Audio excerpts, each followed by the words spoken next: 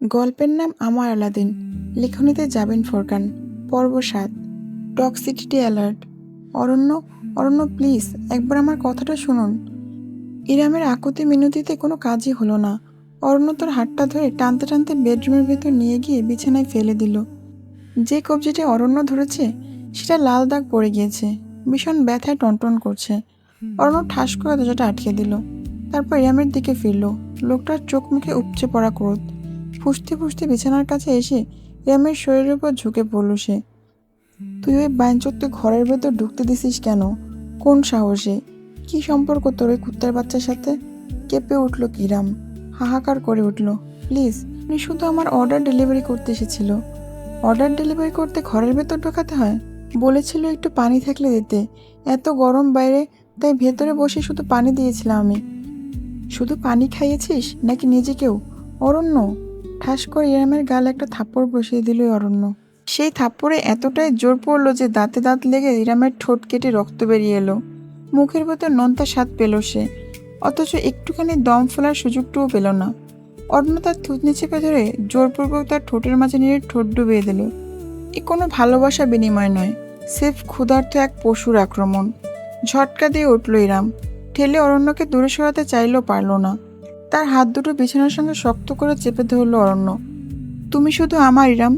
তোমার শরীর, মন, আত্মা সব কিছুর ওপর শুধু অরণ্য মির্জা সদাগরের অধিকার। কোনো বাঙ্গির পোলা তোমার দিকে চোখ তুলে তাকালে আমি ওকে জ্যান্ত কবর দিয়ে রাখবো। শুনে নাও তুমি, তুমি আমার, আমার এবং শুধুই আমার, বুঝেছ? এই বুঝেছিস বান্দি? বল। ইরামের দাঁতের ঠোঁট কামড়ে ধরে রাখলো। বলবে না সে, কিছুতেই বলবে না। তে অরণ্য দ্বিগুণ ক্ষেপে তার পরনের শাড়ি টেনে ধরলো, আঁচল টেনে সরিয়ে ফেললো। ইরাম কাপড়টা আঁকড়ে ধরলো। অরণ্য প্লিজ, বিশ্বাস করুন, আমার অন্য কারোর সাথে কোনো প্রকার সম্পর্ক নেই। এই লোকটাও কোনো দোষ নেই। আপনি এমন করবেন না। আপনি মাথা ঠান্ডা করে। এই চুপ! মাথা আমার ঠান্ডা হবে শুধু তোকে পেলে, বুঝছিস? শাড়ি পরবি তুই, অন্য পুরুষকে নিজের দেহ দেখিয়ে বেড়াবি। ইরাম, কতবার তোকে বলেছি যে আমি যে? ঠিক নিজের কোমরে ধারালো কিছু তীক্ষ্ণ ঘায়ে চিৎকার করে উঠল ইরাম। অরণ্য নাইট স্ট্যান্ড থেকে একটা রেজার ব্লেড তুলে ইরামের কোমরে বসিয়ে দিয়েছে। বিন্দু বিন্দু রক্ত বিছানায় সাদা চাদর লালচে হয়ে উঠল মুহূর্তে। অরণ্য থামল না। হাত বাড়িয়ে ড্রয়ার খুলে একটা হ্যান্ডকাপ বের করলো। ছটফট করতে থাকা ইরামের দুটো কবজি সে বেড পোস্টের সাথে বেঁধে ফেলল। শাড়িটা সম্পূর্ণ খুলে ছুঁড়ে ফেলল মেঝেতে। ইরামের গলা ভেঙে গিয়েছে আকুতি জানাতে জানাতে। প্লিজ অরণ্য, এখন না। আমার খুব কষ্ট হচ্ছে। দোহাই লাগে আপনার অরণ্য।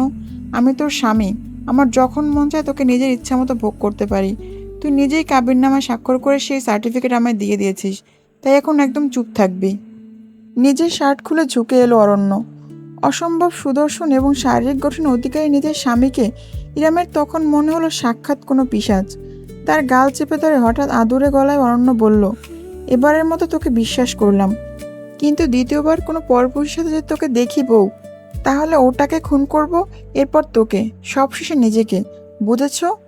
How much I love you my world. Aranya নিজের কাজ আরম্ভ করলো, অথচ ইরামের শরীর একটু সায় দিল না। চোখ বুজে ফেলল সে। ফোটায় ফোটায় নীরব অশ্রু বালিশে পড়ে যেন জানতে চাইল, এ কেমন ভালোবাসা। বর্তমান সাইবান দ্বিতীয় কিছু বলার সুযোগ পেল না। এর আগে হঠাৎ করে ইরাম পিছনে ঘুরে একটা জোরালো ধাক্কা দিয়ে তাকে দূরে সরিয়ে দিল। ধাক্কাটা অদ্ভুত জোর পড়ল, যার দরুনে সাইবান সোজা বিপরীত দিকে কাউন্টারে গিয়ে আছড়ে পড়ল। কোনো মতে দু হাতে নিজের ভারসাম্য রক্ষা করে প্রসারিত দৃষ্টিতে চেয়ে দেখল ইরামকে। Don't you dare touch me. শান্ত নির্লিপ্ত স্নিগ্ধ ইরাম সেকেন্ডের ব্যবধানে ধারণ করেছে রুদ্রমূর্তি। তার চোখ বেয়ে যেন আগুন ঝরছে। ফ্যালফাল করে চেয়ে রইল সাইবান, কিছুতেই বুঝতে পারল না এই রমণীর সঙ্গে কি হচ্ছে। ইরামের কণ্ঠস্বরতে বদলে গিয়েছে, তাতে দৃঢ়তা এবং ক্রোধ। কি ভাবো কি নিজেদের তোমরা ছেলেরা? স্ত্রী কি তোমাদের ব্যক্তিগত প্রপার্টি? হ্যাঁ, property to guard, to possess. নিজেরা হাজারটা মেয়ের দিকে চোখ দিলে সমস্যা নেই, কিন্তু স্ত্রী সামান্য হাত ধরলে, মুচকি আসলে সব সমস্যা। কি বলতে চাও তুমি? তোমার দুলাভাইয়ের সাথে আমার পরকীয় সম্পর্ক? ইরাম আপু। শেষ বাক্যের পর আর চুপ থাকতে পারল না সাইবান। পাল্টা গর্জে উঠল সে, মুখ সামলে কথা বলুন আপনি। খবরদার ওই শব্দটা যদি আর একবার মুখে এনেছেন, তবে কি করবে তুমি? বিছানায় টেনে নিয়ে যাবে? মারবে? জোর করে ভোগ করে বুঝিয়ে দেবে আমি শুধু তোমার সম্পত্তি? Shut the fuck up right now. সাইবানও রেগে গিয়েছে। ইরামের এমন প্রতিক্রিয়া তার মাথায় কাজ করা বন্ধ করে দিয়েছে। নিজেকে কেমন অপরাধী লাগছে। প্রপার্টি দখলবাজ ছেলে, ইরাম তাই ভাবে তাকে? হ্যাঁ তাই তো। ইরাম কবেই বা তাকে প্রাধান্য দিয়েছে, কবেই বা তাকে নিয়ে একটু ভেবেছে। রাগের মাঝেও একটা সূক্ষ্ম পরিহাসের হাসি ফুটে উঠল ঠোঁট জুড়ে। মাথার চুলে অতি হতাশায় আঙুল চালালো সে। জোর জবরদস্তি আর অধিকারবোধের মাঝে একটা পার্থক্য আছে আপু, আপনি দুটাকে গুলিয়ে ফেলেছেন। ইরাম আগের তুলনায় খানিকটা শান্ত হলেও তার ক্রোধ সম্পূর্ণ উবে গেল না। দীপ্ত কণ্ঠে সে অভিযোগ করলো, তোমরা এই জেনারেশন ভুলে গিয়েছো, জবরদস্তি is not romantic at all. স্ত্রীর উপর জোর খাটিয়ে নিজেকে আলফা মেল প্রমাণ করতে চাও, কন্ট্রোলিক হয়ে দাপট দেখাতে চাও। ফ্যান্টাসি জগৎ থেকে বের হয়ে আসো। বাস্তব জগতে আর কল্পনা জগতের মাঝে ফারাক আকাশ পাতালের। একটা মেয়ের ওয়াদাযুক্ত হওয়ার অর্থ এই না যে নিজের গোটা অস্তিত্বকে তোমার নামে দলিল করে দিয়েছে। আপনি আমাকে শুরু থেকে তাই ভেবে এসেছেন, তাই না ইরাম আপু? আপনি আমাকে আপনার দেখা আর ৫-১০টা ছেলের থেকে আলাদা কিছু ভাবতেই পারেননি কোনোদিন। সাইবানের কথা হঠাৎ করে থমকে গেল ইরাম। এতক্ষণ যেন হুঁশ ফিরল তার। একটা ঘোরের মধ্যে ছিল যেন, হুট করে বাস্তবে চলে এসেছে। সামনে সাইবান দাঁড়িয়ে আছে। ছেলেটার চেহারা উৎফুল্ল, ঠোঁটে সবসময়ের মতো দুষ্টুমির হাসি, অথচ তার চোখে উদ্ভাসিত অবক্ত বিষাদটুকু ইরাম ঠিকই টের পেল। সাইবান সোজা হয়ে দাঁড়িয়ে নিজের চুল আরেক দফায় হাত বুলিয়ে বলে বসল, ইউ নো হোয়াট আপু, you deserve it. You deserve to be alone. You deserve everything you are going through. ইরামের শিরদাঁড়া বেয়ে ঠান্ডা একটা স্রোত খেলে গেল। কোনো জবাব দিতে পারল না সে। সাইবান উল্টা ঘুরে হনহন করে কিচেনের বাইরে বেরিয়ে গেল। যাওয়ার আগে হাতের ধাক্কায় ঠাস করে একপাশে রাখা থালা বাসনের বক্সটা ফেলে দিল। মেঝেতে ধপাস করে সবকিছু পড়ল, ভেঙে ছড়ে ছিটিয়ে গেল চারপাশে। ভাঙা কাচের ওপর পুঁতে হওয়া নিজের অজস্র প্রতিবিম্বর দিকে এক দৃষ্টি চেয়ে রইল ইরাম। কখন সামি এবং মিসির দুজনে অত্যন্ত চিন্তিত হয়ে কিচেনে এসে তাকে ধরল, সে টেরটুকু পেল না। সেদিন রাতের বেলা গেস্ট রুমের ভেতর আয়নার সামনে দাঁড়িয়ে আছে ইরাম। নিজের প্রতিবিম্বকে নিজের বেশ খানিকটা অচেনা লাগছে। আজ বহুদিন বাদে সে সাজগোজ করেছে। জীবনে সবসময় অন্যের খেয়াল রাখা হলেও কখনো নিজের খেয়াল রাখার সুযোগ তার হয়নি। রুগ্ন পাতলা শরীরে গাঢ় সবুজ চুমকি বসানো ডিজাইনার কামিজ জড়ানো। সামিয়া অনেক শখ করে কিনে এনেছে। সাইবানের বিয়েটা যেহেতু হঠাৎ করে হচ্ছে, তিনি চান অন্তত আজ রাত ছোট করে একটা মেহেন্দি অনুষ্ঠান করতে। অনুষ্ঠান বলতে খাওয়া দাওয়ার আয়োজন। মেহেন্দি আর্টিস্ট বুক করা হয়েছে। এমনিতেও এসব জিনিসের প্রতি একদম মন নেই ইরামের। উপরন্তু সকালের ঘটনা এখনো মন থেকে বের করতে পারছে না সে। সাইবানের চেহারাটা স্মরণে আসলেই নিজেকে কেমন অপরাধী লাগছে তার। অরণ্যর মানদণ্ডে সাইবানকে মেপে ফেলেছে সে। তখন না বুঝলেও এখন তার খারাপ লাগছে। মনের ভেতর একটা অশুভ চিন্তা উঁকে দিচ্ছে। সাইবান শেষ যে কথাটা তাকে বলে গিয়েছে সেটাও ভীষণ গায়ে লেগেছে।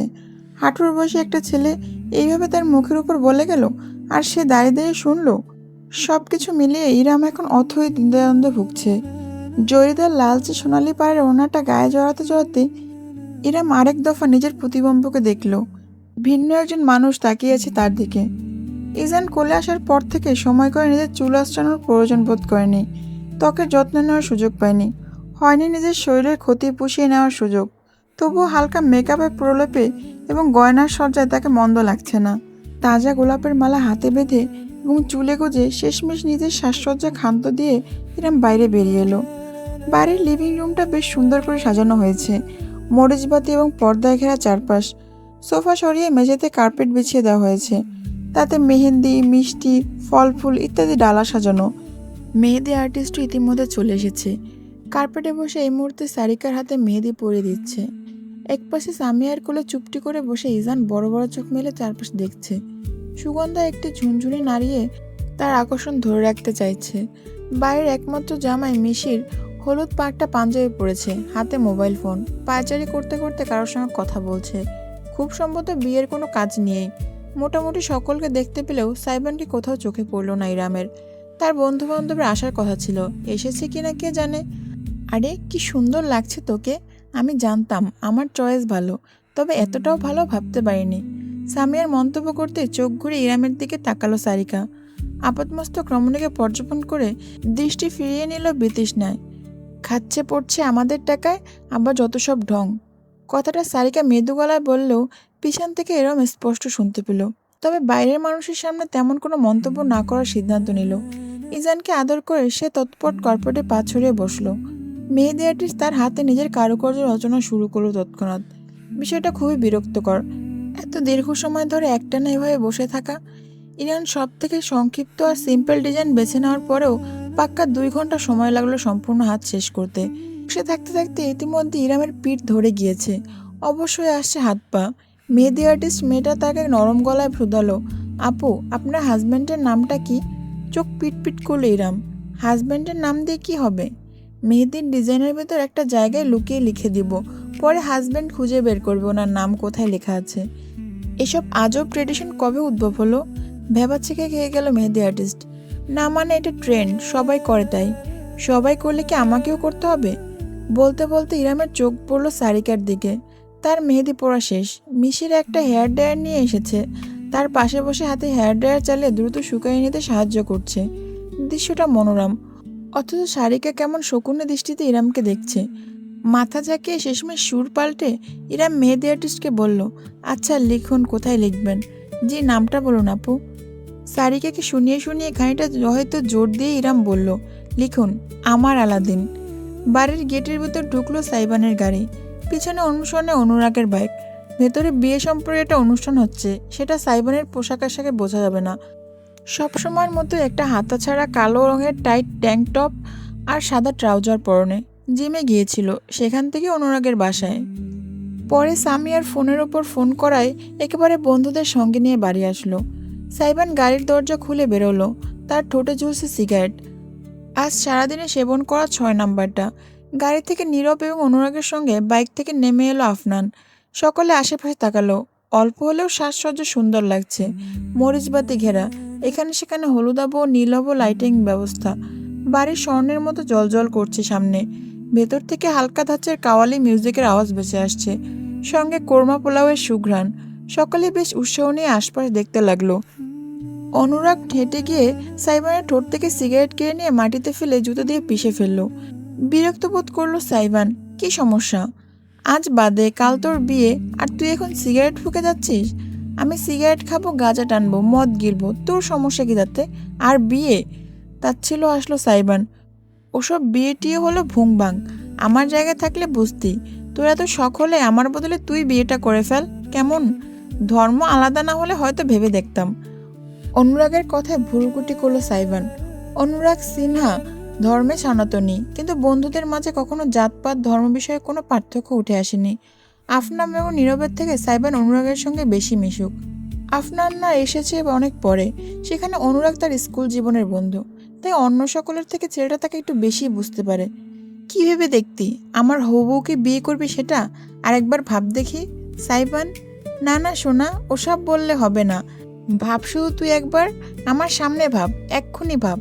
তোর মাথার শিল্পাটা ভেঙে ভাবনা ঘুচিয়ে দেব আমি একদম। অনুরাগ আর সাইবানের কথোপকথনের মাঝখানে আফনান আর নীরব এসে দাঁড়ালো। নীরব শীষ বাজাতে বাজাতে হঠাৎ জিজ্ঞাসা করলো, আন্টি কোথায়? আন্টিকে দেখছি না যে। সাইবান ভুরু কুচকে বলল, মম মম তো বিজি। আরে না, তোর হবু বউ আন্টিটা। আফনান আর নীরব একে অপরের সাথে হাই ফাইভ করে অট্টহাসি হেসে উঠল। সাইবান এবং অনুরাগ দুজনই খানিকটা বিব্রত হয়ে পড়ল। অনুরাগ বলে উঠল, এই এসব কোন ধরনের দুষ্টুমি? দুষ্টুমি একটা লিমিট আছে, কাউকে অসম্মান করে কথা বলবি না। আপনি কবে থেকে এত সাধু হয়ে গেলেন অনুরাগ দাদা? কটাক্ষ করে খিলখিল করে হাসলো আফনান। নীরব তাল দিয়ে বলল, ওই বুড়ি আমাদের কচি বন্ধুর গলায় ঝুলে যাবে, আর আমরা বুড়িকে বুড়ি বলতে পারবো না? এই সাইবান, ডাক না আন্টিটাকে, আমরা একটু সালাম কালাম করি, দোয়া করে দিক আমাদের। আফনানের কথার ভিত্তিতে সাইবান চুপ করে রইল। তারপর আনমনে অস্বস্তিটা ঝেড়ে ফেলার চেষ্টা করে বলল, আছে হয়তো ঘরের ভিতর কোথাও। মেয়ে মানুষের কাজকাম আমি বুঝি না। মেয়ে আন্টি বল আসসালামু আলাইকুম। হঠাৎ করে বন্ধুদের কথোপকথনের মাঝখানে ভেসে এলো একটু স্নিগ্ধ মেয়েলি কণ্ঠস্বর। সকলে নিজেদের জায়গায় জমে গেল। সাইবান ঝট করে পিছনে ফিরে তাকালো। বাড়ির দরজা পেরিয়ে সিঁড়ি টপকে হেঁটে হেঁটে আসছে ইরাম। চারপাশে সাজানো মরিচবাতির আলোয় ইরামের পরনে গাঢ় সবুজ ডিজাইনের সালোয়ার কামিজ এবং হাত ভর্তি টকটকে মেহেদি কারুকার্য ক্ষণিকের জন্য সাইবান সহ সমস্ত রূপকে বাকরুদ্ধ করে দিল। না চাইতে সকলে চেয়ে রইল। ইরাম মুচকি আসলো, তার নাকে সজ্জিত নটটার সামনে দোলা খেলো। তোমরা আলাদিনের বন্ধু তাই না? আফনান আর নীরবের মুখটা হাওয়া হয়ে গেছে, শ্বাস আটকে ফেলেছে নিজেদের। অপরদিকে অনুরাগ নিষ্পলক চেয়ে আছে, দৃষ্টি সরাতে পারছে না। কিসের আন্টি, কিসের কি? ফিসফিস করলো নীরব। তার কথায় তাল দিয়ে কাঁপা কাঁপা গলায় আফনান মুখে ছাপ চাপা দিয়ে বলে উঠল, ও ড্যাম শিট। ইরাম তাদের সামনে এসে দাঁড়ালো। অনুরাগ ততক্ষণে লজ্জা পেয়ে চোখ সরিয়ে নিয়েছে, কিন্তু বাকিরা আহম্মকের মতো চেয়ে আছে। আমি ইরাম কিবরিয়া, তোমাদের দেখে ভালো লাগলো। বাইরে দাঁড়িয়ে আছো কেন? ভেতরে আসো। আন্টি, না মানে ভাবি, ইয়ে আপু, ওয়ালাইকুম আসসালাম। আফনানের জিহ্বা জড়িয়ে গেল বলতে গিয়ে। নীরব নিজের মুখে বন্ধ করে শক্ত করে একটা ঢোক গিলে বলল, ইয়ে মানে আপু, না মানে ভাবি। ওরে শালা, sorry, I mean hell, living hell, oh my goodness, gracious. চাইলেও গুছিয়ে কথা বলতে পারল না নীরবও। মাথায় চুল টেনে ধরল নিজের। দুজন ছেলের অপ্রস্তুত ভঙ্গি দেখে স্মিথ হাসল ইরাম। তোমরা বোধহয় অনেক টায়ার্ড, প্লিজ ভেতরে যাও, আমি শরবতের ব্যবস্থা করছি। আর তুমি মিস্টার ভদ্র ছেলে, যাও গিয়ে বসো ভিতরে। অনুরাগের কাল রক্তিম বর্ণ ধারণ করলো যখন ইরাম তাকে ভদ্র ছেলে বলে ডাকলো। তিনজনের রোবটের মতো মাথা নেড়ে প্রায় ছুটে বাড়ির ভিতর চলে গেল। যাওয়ার আগে একজন নির্দিষ্ট বারান্দার তরফ থেকে পাওয়া ভয়ঙ্কর দানবীয় দৃষ্টিটা তার খেয়াল হলো না কারোই। সকলে চলে যেতেই নিঃশ্বাস ফেলে ইরাম ঘুরে তাকালো। অবশ্যই দেখলো সে সাইবানকে, তখন একইভাবে দাঁড়িয়ে আছে। তার চোখ জোড়া নিবিদ্ধ ঠিকই, যেই পথে আফনাম, নীরব এবং অনুরাগ ভিতরে ঢুকে যাচ্ছে সেই পথে।